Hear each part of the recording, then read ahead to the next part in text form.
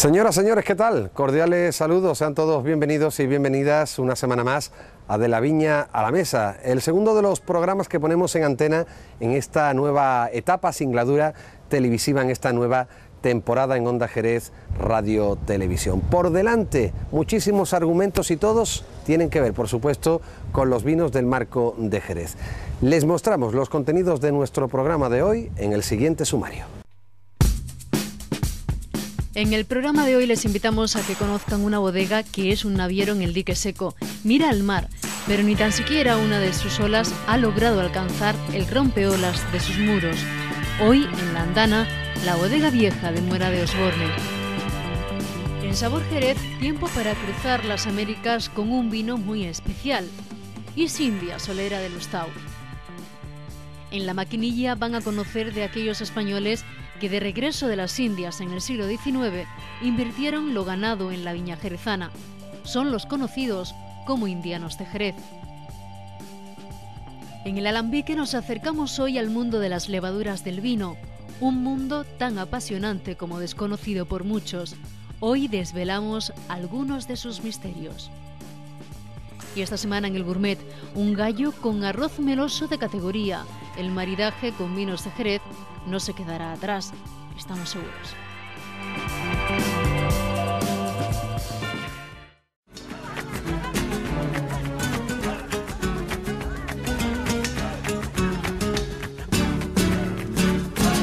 Pues en la andana de hoy nos hemos querido marchar hasta la vecina localidad del puerto de Santa María, enclavada en pleno centro, en pleno casco urbano, se encuentra el complejo bodeguero de Osborne.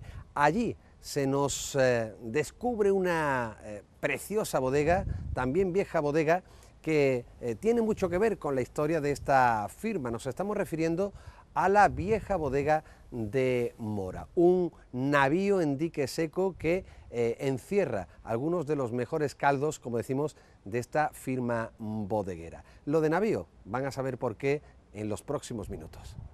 Yo me llamo Javier Beuzón y soy Relaciones Públicas de Osborne. Con Javier vamos a conocer una de las bodegas del grupo Osborne, enclavada en pleno centro del puerto de Santa María, que es en muchos aspectos única, y ustedes van a entender muy pronto por qué. Es la bodega vieja de Mora. Es una bodega que a primera vista parece igual que las demás, pero los que entienden un poquito de esto enseguida se dan cuenta de que hay algo que no es lo mismo. Y sobre todo lo que más llama la atención son las vasijas, que son hechas específicamente para esa bodega y al capricho del que manda a construir la bodega, que era un naviero. Y como buen naviero pensaba que la bodega iba a navegar, puso toneles de 1000 litros en primera, toneletes de 750 en segunda y la bota clásica jerezana en tercera. La bodega nunca navegó, ni creo que navegue, pero bueno, ahí está. Pues este barco sin mar, en el dique seco, fue idea del naviero José Moreno de Mora en el siglo XIX, un hombre que abarcó otras profesiones y retos. Lo único que conozco es que era un naviero, la bodega la construye como era habitual, era cargador de India, eran cosas casi paralelas, cargador de India, naviero, bodeguero, iba todo un poco a lo mismo. Y bueno, al final esta bodega acaba siendo comprada por Osborne a principios del siglo XX y se sigue manteniendo igual. Ya en manos de Osborne, esta bodega guarda preciados tesoros en forma de vino. Ahí hay Fino Quinta, que es la marca de la casa, hay Oloroso seco, exactamente uno que se llama Bailén, hay Pedro Jiménez, precisamente uno de los vinos más premiados, y hay algo más de un vino palo cortado, pero eso ya es casi anecdótico. Todo ello al arropo de una arquitectura muy particular que se explica con tópicos, pero tópicos que al fin y al cabo funcionan. Todas tienen planta rectangular, orientadas norte-sur, porque suelen tener un alero que sobresale en la cara sur, que pone en sombra los meses de sol, los meses de más sol, pone en sombra la pared sur. El techo de dos aguas te hace que el sol amanece por el este y la otra mitad está a la sombra. O sea, estás de alguna manera evitando que poniéndose de lado, vamos, no sé si eso. Y todas las bodegas son prácticamente iguales. La luz, la penumbra interesa, sobre todo en bodegas de fino. La luz altera, sube el color de los vinos. Entonces interesa esa penumbra. Máxime que la luz es calor. Estamos en Andalucía, no descubro nada nuevo. El que se deje la persiana abierta en julio, a la vuelta a casa la única solución que le queda es coger la lista de la compra. No le queda otra.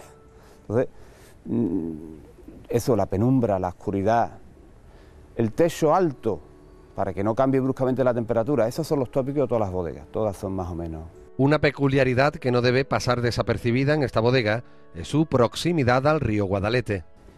Aquí, de hecho, hay un pozo ahí en medio, que el nivel freático es un pozo de marea, sube y baja en función de la marea, y en mareas altas, mareas del 110 por ahí, el agua 20 minutos más tarde de la marea del río, es cuando está más alta la marea del pozo, y el fluctúa. O sea, se buscaba siempre la cercanía del río, porque esa humedad latente, esa humedad que se ve en los muros, en negativo, porque se ponen todos descascarellados, esa humedad es positiva para el tema de los vinos. Especialísima es sin duda la solera, donde toman asiento los toneles. No son ni de madera ni de hormigón. He enseñado más de una vez que ahora se pone lo que se llaman las escaleras, justamente debajo de la bota se pone un espolín de hormigón, con lo cual el hormigón no pudre, no hay problema. Pero vamos, lo tradicional siempre es que ese espolín que se ponía justo debajo de la bota era de madera, con lo cual antes o después esa humedad latente acababa pudriendo y ha habido casos de andanas que, si no caerse, pero hundirse sí. Nunca se ha hundido esas andanas porque el naviero lo hizo para durar. Debajo de cada bota hay 2 pilastras de hierro forjado, que yo no las he visto nunca afuera, pero tiene que haber más de 1 metro hacia abajo, y están clavadas en el suelo, y luego están unidas por una forja. Luego, cuando lo veamos, lo vais a poder explicar mejor, una forja, y nunca se ha movido una andana ni una bota de esa. El tamaño distinto de los toneles dificulta especialmente la saca y rocío de los vinos, al tener que variar las cantidades que se sacan de unos y otros. En un sistema normal sacas 160 litros a la bota de abajo y a la de arriba otros 160 y corres escala, sin problema, y eso se explica muy fácil. Cuando tú tienes distinto tamaño de vasija, el tema es mucho más complejo, y yo ahora mismo no te sabría decir cuánto se saca abajo, pero todo es caótico. Sacas abajo un porcentaje que no corresponde a la siguiente ni a la siguiente, entonces... Menos complejo es, sin embargo, hablarles de las visitas ilustres que han pasado por este complejo bodeguero, algunas reales. Por ejemplo, a Alfonso XII se le atendió cuando vino a inaugurar el tiro pichón del puerto, se le atendió en esta bodega, que entonces no era todavía de Osborne. Hay un rinconcito dedicado a los premios Nobel, otro para los escritores, un poquito... Eso corresponde a la moda de los años 60, a partir de los años 60 es cuando se pone de moda eso de firmar y de autografiar las botas. Así es la bodega de Mora, una rara avis de las bodegas del Marco de Jerez, pero con una belleza que, como los buenos vinos, se saborea poco a poco.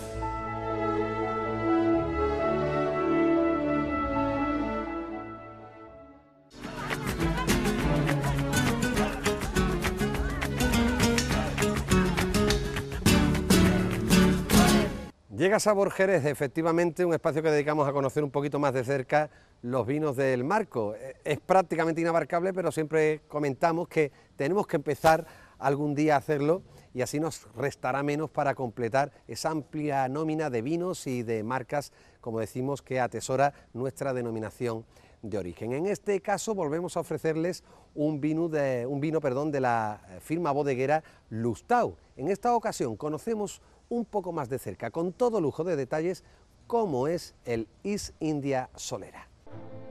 Para empezar, podríamos conocer qué tipo de vino es East India Solera. Bueno, Elis India, ¿qué es Elis India?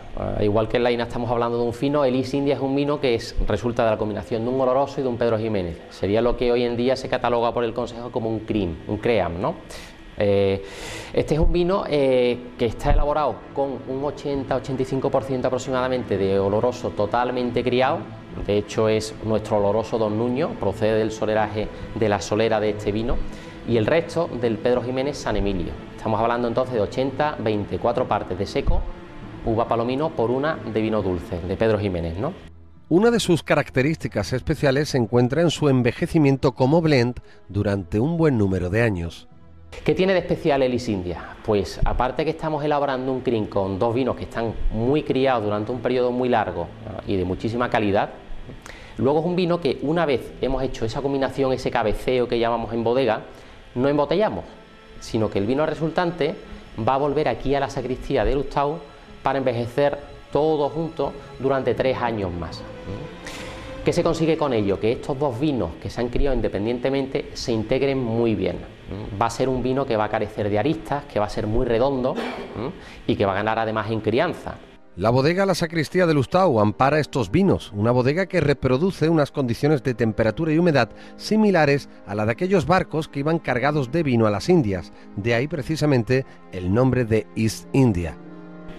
¿Qué ocurría? Que cuando siglos pasados los vinos se cargaban en botas en el puerto de Cádiz para partir hacia América, los vinos iban normalmente atados en la cubierta de los barcos y claro, después del tiempo de travesía llegaban allí a las Indias Orientales y resultaba que el vino había evolucionado muy rápidamente. El vino tiene su evolución en bodega, pero si lo sometemos a unas condiciones de mayor temperatura, de humedad, el sol, es un vino que se va a desarrollar mucho más rápido durante esa travesía. Y eran vinos que incluso en algunos momentos se consideraba que habían ganado muchísimo y volvían a España para su consumo de vuelta en la península ibérica. El diseño de la botella de East India Solera es único entre los vinos de esta firma bodeguera, ya que es la única serigrafiada y que por tanto no lleva etiqueta.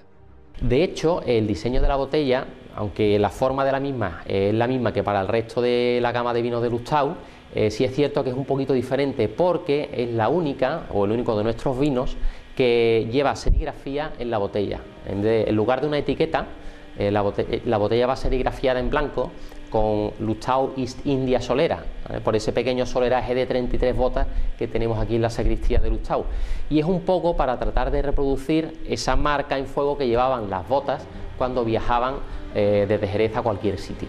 Lustau cuenta con una solera compuesta por 33 botas de este vino, cuyo cabeceo se inició allá por los años 60-70 en Calle Muro.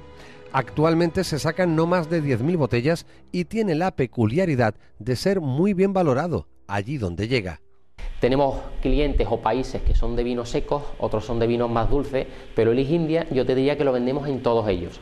Es un vino que tiene un paladar, digamos, muy del gusto de todo el mundo. Sin duda, sus cualidades organolépticas no dejan indiferente a nadie.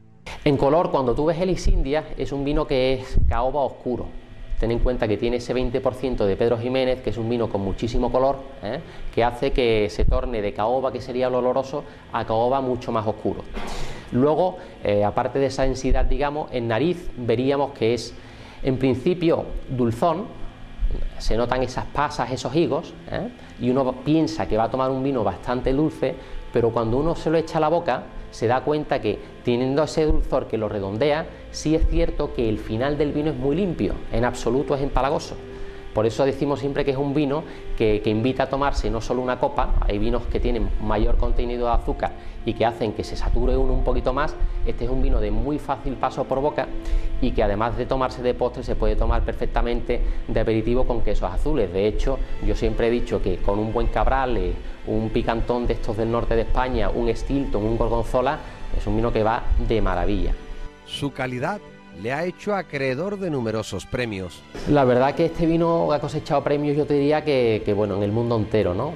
Tanto en Londres, que es un poco la meca de todo este tipo de concursos, en la Wine Challenge, donde ha sido medalla de oro y mejor vino dulce durante muchísimo tiempo, en el concurso mundial de Bruselas también ha conseguido medallas de oro. Nos iríamos hasta incluso a las Antípodas, donde también ha cosechado medallas de oro, incluso en la China Wine and Spirit Competition, que también lo fue. Es un vino que, digamos, es muy apreciado por todos los paladares y que tiene una trayectoria y yo diría que sobre todo un soleraje muy consistente. Como todo vino, con el paso de los años a sus espaldas, las anécdotas y curiosidades en torno a él no faltan. Yo te diría que, bueno, fuera de España, casi incluso más que aquí, ¿no? Porque en España somos muy o de vinos secos, fino y manzanilla, o muy de Pedro Ximénez, ¿no? Y en cambio vinos como los moscateles o los crin son mucho menos conocidos, ¿no? Sí es curioso que en países como Inglaterra, pues lo hemos servido en muchísimas comidas y cenas, digamos, de muchísima importancia, ¿no? Y es un vino que allí sí es muy apreciado y que aquí es un poquito desconocido, ¿no?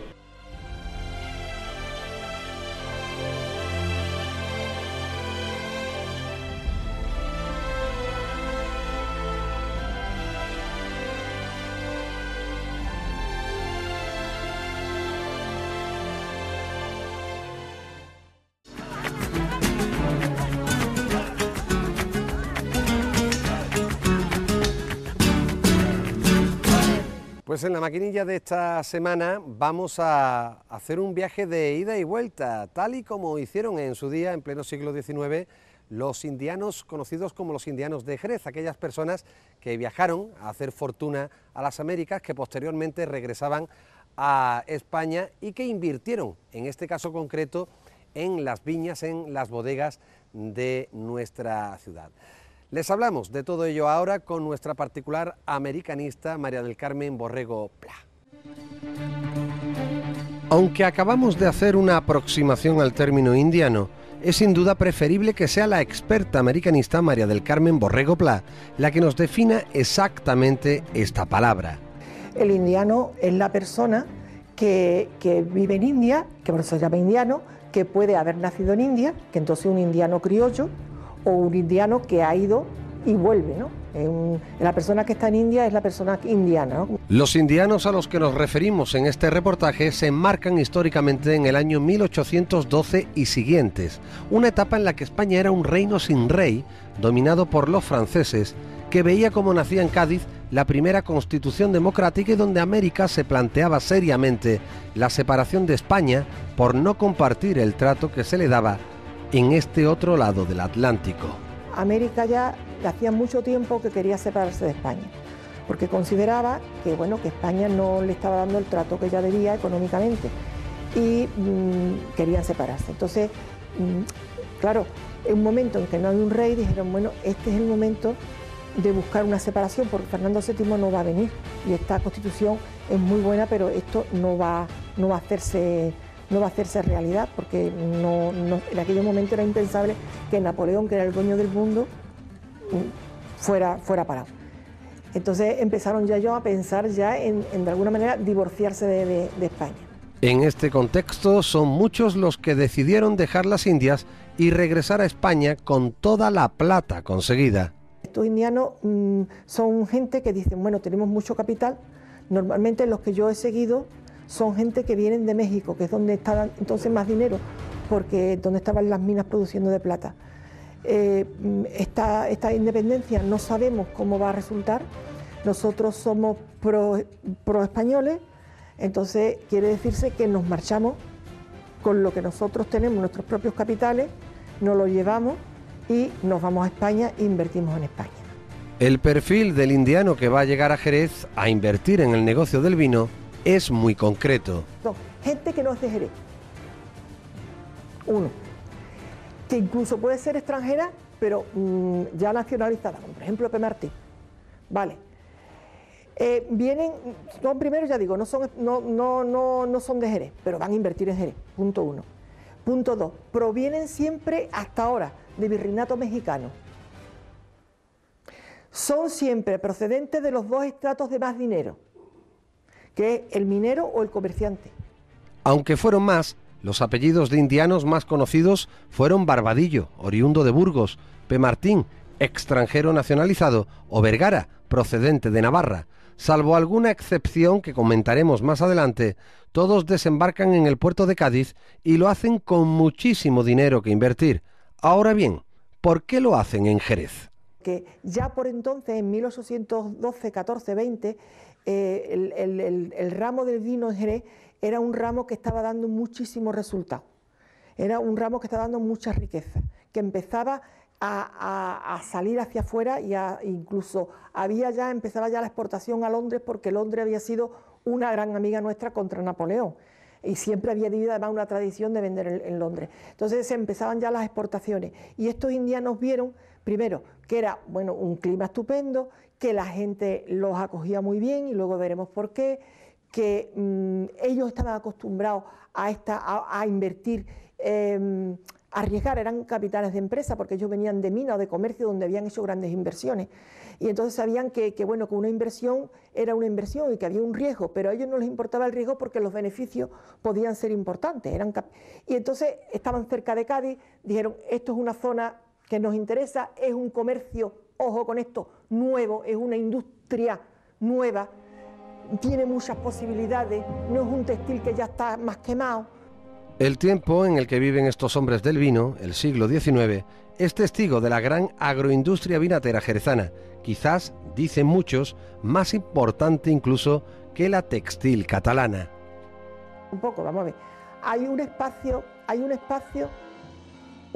para la industria, sí, allí hay una fábrica, aquí es la bodega, ¿vale? ¿Hay gente capacitada para hacer el trabajo? Sí. Pues allí son los fabricantes, los trabajadores textiles y aquí son los arrumbadores.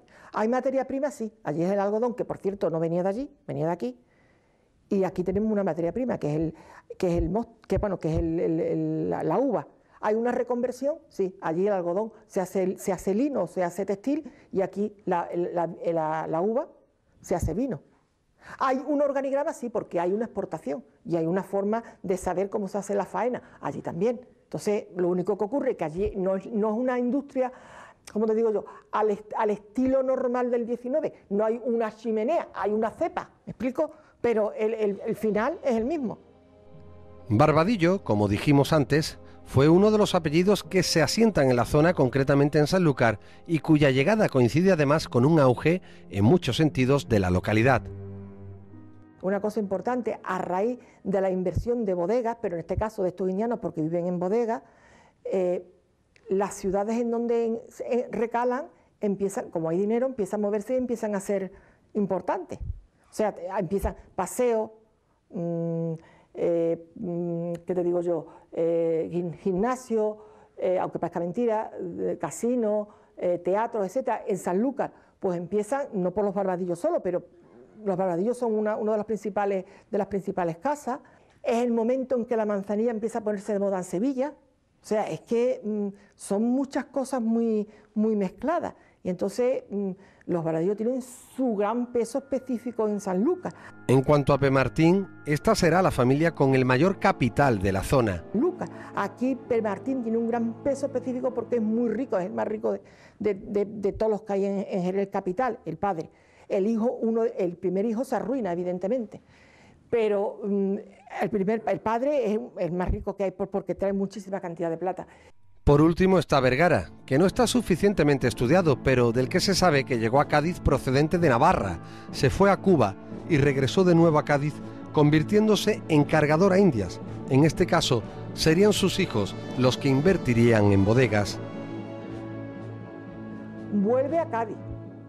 Y entonces se hace cargador a Indias. Cargador son los que comercian con Indias, que no tienen un nombre especial. Cargador, porque cargan en los barcos. Y es una cosa como muy especial. Bueno, se hace cargador a Indias, comerciante a Indias.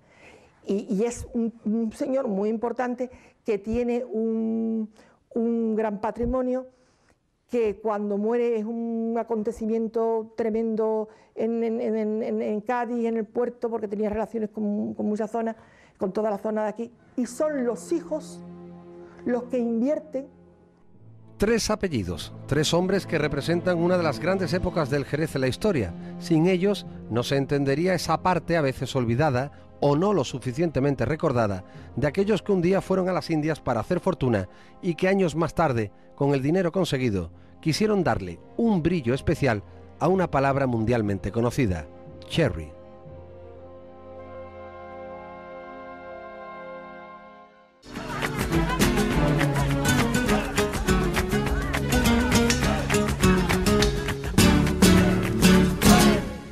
Llega el alambique y en esta ocasión no nos vamos a mover entre vasos de ensayos o probetas, sino que vamos a hablarles también de uno de los grandes cambios, no tecnológicos ni científicos, sino bioquímicos que se producen en el vino. Es el que hace que los vinos de Jerez, sobre todo los finos, tengan una crianza biológica y tengan esa particularidad o particularidades que tienen. Nos estamos refiriendo al velo de flor, pero concretamente a las levaduras que hacen posible ese velo, ese auténtico milagro del Jerez. De todo ello hablamos en los próximos minutos con Luis Pérez.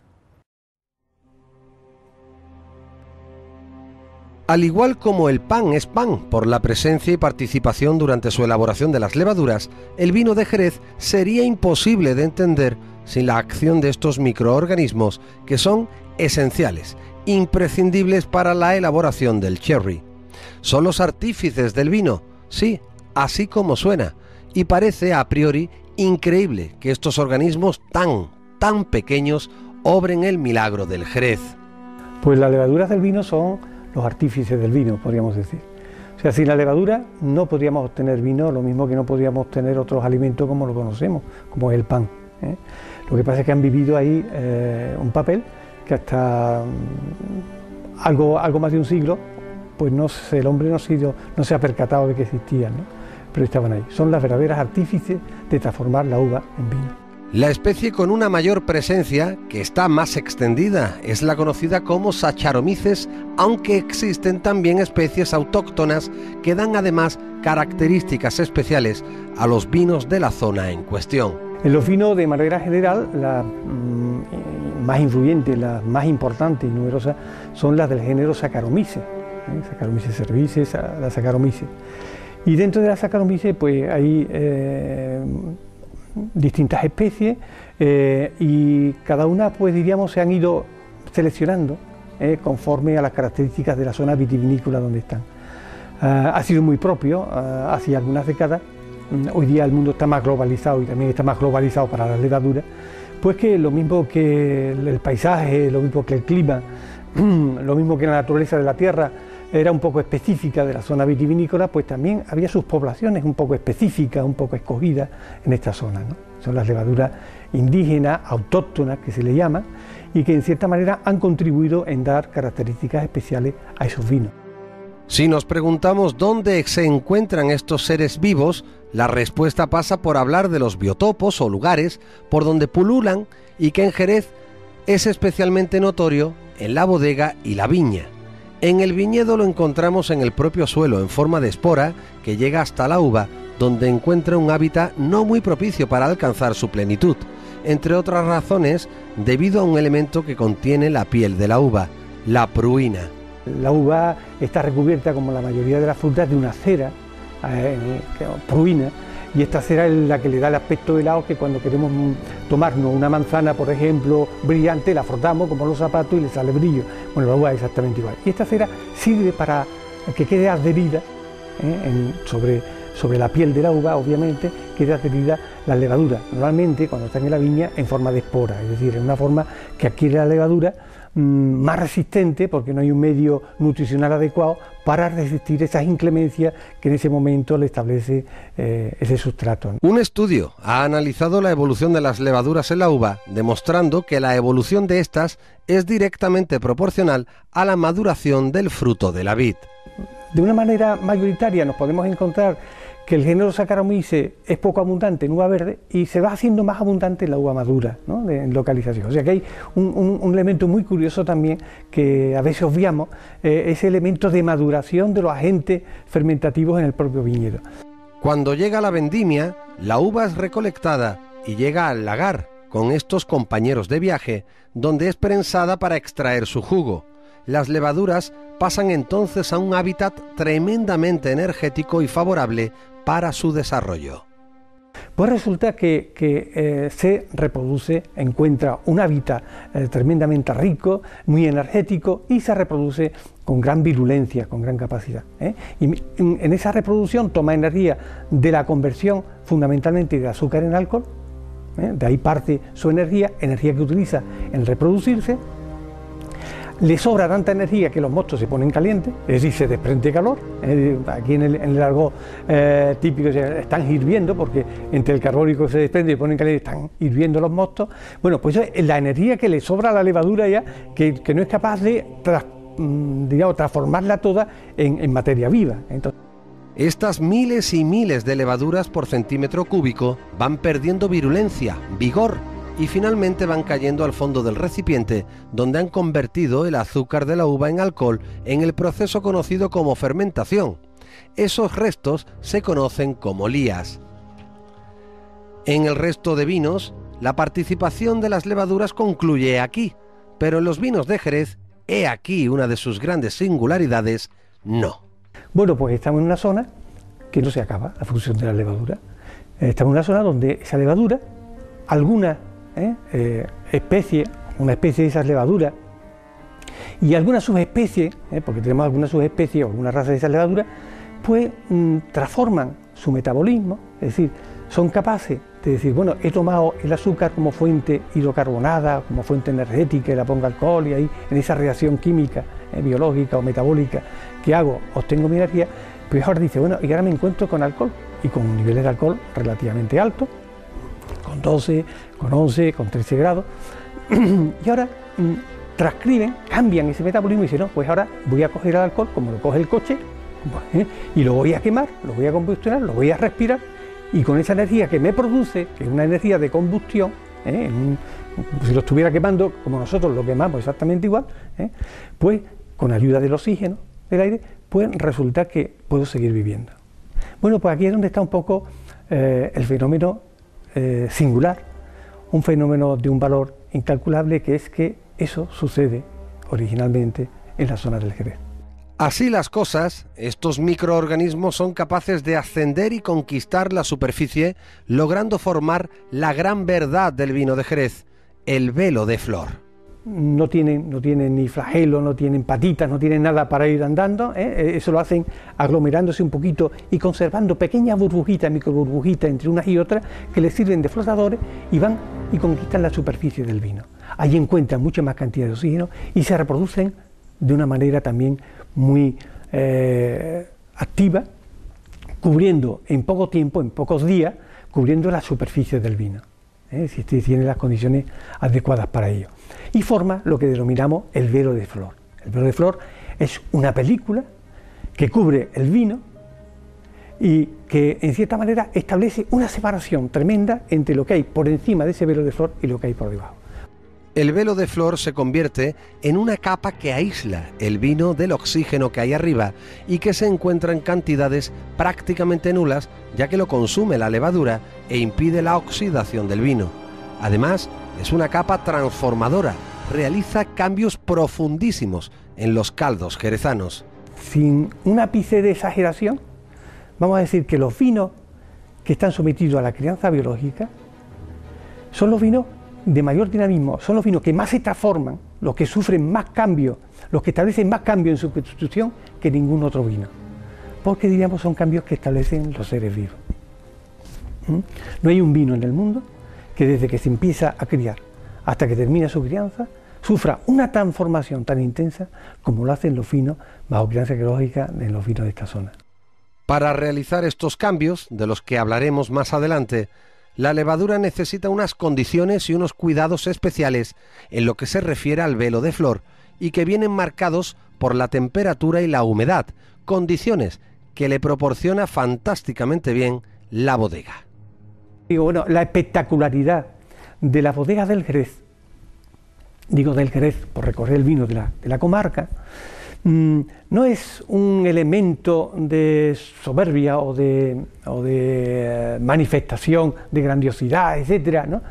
Es un instrumento arquitectónico al servicio de la crianza biológica. A lo mejor no hecho de una manera consciente, pero evidentemente sin ese elemento no se podría producir de una manera natural, asequible en la zona. La levadura desarrolla su labor idóneamente a una temperatura ni muy fría ni muy calurosa.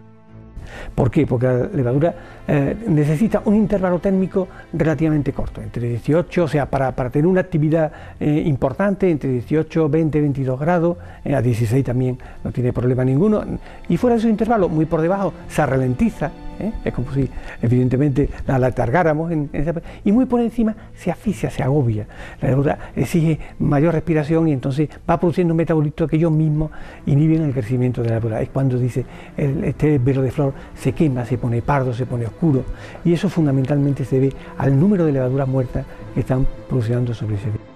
La humedad, como decimos, en la bodega también es importante, ya que la bota no es completamente impermeable y el agua del vino merma a través de la madera, por lo que un ambiente demasiado seco es perjudicial. Entonces, si yo tengo un ambiente muy seco en la bodega, esa pérdida se realiza con mucha más velocidad.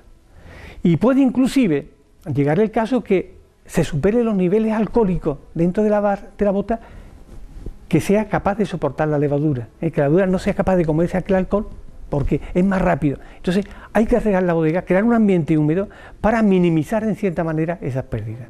Es por todo esto por lo que Luis Pérez no duda en afirmar que los arrumbadores, más que almacenar botas, son en verdad granjeros de trillones de microorganismos. Más que de estar cuidando en ese sentido de almacenar, de almacén en una bodega, es como si fuera el granjero de una granja donde pululan trillones y trillones de microorganismos, que si él sabe ponerle las condiciones y las circunstancias para que ellos vivan contentos y felices, el vino será una maravilla. Porque realmente el verdadero, como lo mismo que en esa transformación de la uva en vino, eran estas levaduras que están fermentando, la transformación de ese vino joven o de ese mosto en una manzanilla, en un fino, en un amontillado, una manzanilla pasada, etcétera, en todos esos vinos que derivan de esa crianza, el verdadero hacedor es la levadura de velo. Entonces tenemos que tener mucha más prestancia a esa levadura que cualquier otra condición del medio.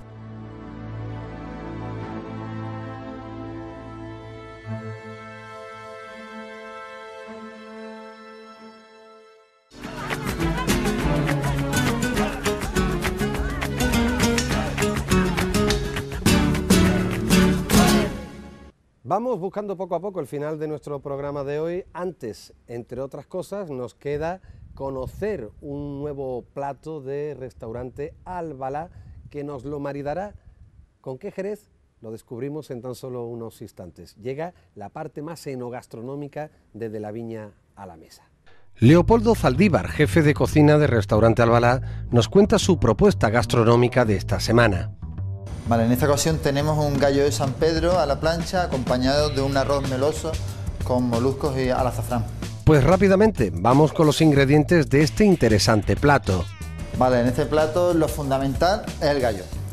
Por ahí empezamos. Después iremos con el arroz, que básicamente tendrá un fondo de cebolla y ajo, el arroz, almeja y un caldo corto de pescado y unas hebritas de azafrán. Con esto terminamos. Antes de entrar a conocer propiamente la elaboración, nos detenemos un instante en el caldo o fumé utilizado en esta receta. Vale, en este caso hemos hecho un caldo corto. Básicamente hemos cogido las espinas, este caso era rape, y la cabeza. Lo hemos refrito un poquito, le hemos echado unas verduritas, un puerro y cebolla, y lo hemos mojado con agua. Lo hemos tenido hirviendo media hora y dejado infusionar durante una hora. Al final le hemos echado unas hebras de azafrán, para que al colarlo le hemos echado unas hebras de azafrán para que ya cogiera el aroma y cogiera todo el sabor. Pues visto y oído en cocina, nos ponemos manos a la obra. Así se elabora este gallo a la plancha con arroz meloso. Lo primero vamos a refreír un poco el ajo y la cebolla sin que coja color. A partir de ahí le echaremos el arroz, lo saltearemos un poquito y ya empezaremos a mojarlo con el caldo de azafrán. Iremos mojándolo hasta que dejarlo, no buscamos ni que sea caldoso ni que sea seco, sino más bien meloso, una textura media, podríamos decir, entre el caldoso y la paella seca. Y después lo mojaremos también, por esto previamente habremos abierto en otra agua las almejas, y ese también incorporaremos el agua de las almejas, que creo que es fundamental, separando de las cáscaras. Así tendremos el cuerpo para incorporárselo solo al final, para que el cuerpo esté intacto, no se pase de cocción y sea unas almejas carnosas. que es lo que a todos nos gusta. Y por último ya pasaremos el gallo a la plancha para el acompañamiento. Pues listo el plato, solo resta emplatarlo y presentarlo del modo que ven. Mientras el jefe de sala de Albalá nos hace una propuesta de maridaje imposible de renunciar a ella, un amontillado viejo de altura, el del maestro Sierra. Lo hemos elegido para este plato porque es un amontillado viejo y tiene un buen equilibrio en boca y para este plato viene bastante bien. Como tú bien dices, lleva un equilibrio, armonía, porque bueno, el arroz meloso lleva azafrán y este vino también te recuerda a hierbas aromáticas y entonces la combinación es perfecta.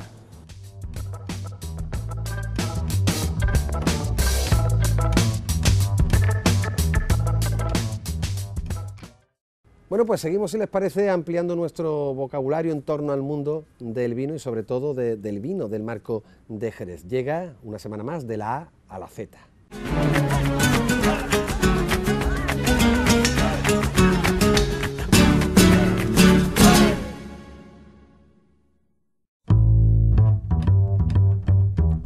Desbragar, labor que consiste en abrir un hoyo alrededor de una cepa de unos 20 centímetros de profundidad para eliminar las raíces superficiales o descubrir los injertos. Descachonar, acción de desmontar un cachón. Descantonar, faena de tonelería que tiene por objeto desbastar las duelas. Descapirotar, faena de tonelería que tiene por objeto igualar los extremos de las duelas. Desfangado, separado de las materias sólidas más espesas que se encuentran en el mosto antes de su fermentación. Dolador, oficial tonelero que prepara las duelas y los fondos para la construcción de las vasijas. Dulce apagado, vino dulce obtenido mediante la detención de la fermentación a base de añadir alcohol. Pues señoras, señores, hasta aquí llega una semana más de La Viña a la Mesa. Ya lo saben, el programa de los vinos del Marco de Jerez en Onda Jerez Radio Televisión. Volvemos la semana que viene, si ustedes así lo desean. Hasta entonces, cordiales saludos.